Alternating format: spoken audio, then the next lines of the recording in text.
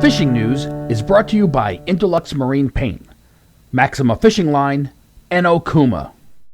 Hey there, Toby Lapinski for the New England edition of the Fisherman magazine with this week's web video fishing forecast for New England.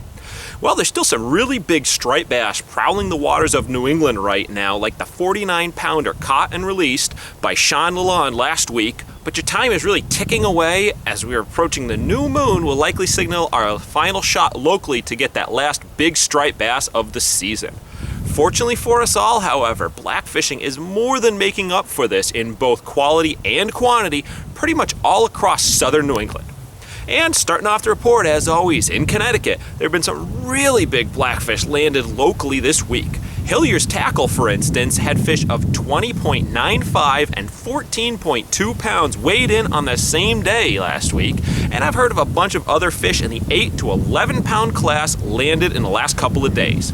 And as I've been noting, however, the fish are in general moving to those deeper water spots. So don't be afraid to prospect some slightly deeper waters a bit offshore if your shallow water spots don't produce right away for you.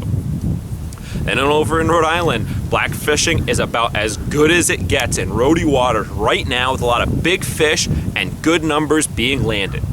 Captain Tony of Booked Off Charters had an absolutely epic trip last week, putting his clients onto a catch of 9 blackfish over 10 pounds, including big fish of 13.1 and 15.1 pounds.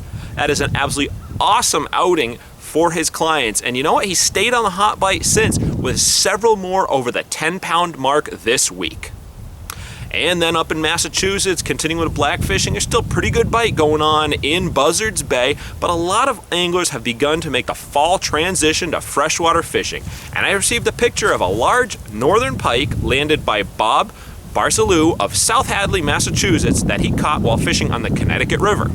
And just a reminder, this late fall is one of the best shots to land a trophy pike in New England, as the waters of the Connecticut River hold some really big fish, and this is the time when they stage in the shallow tributaries up and down the river.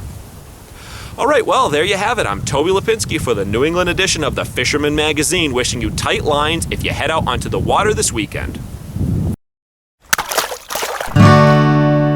The fishing news is brought to you by Interlux Marine Paint, and also brought to you by Maxima Fishing Line.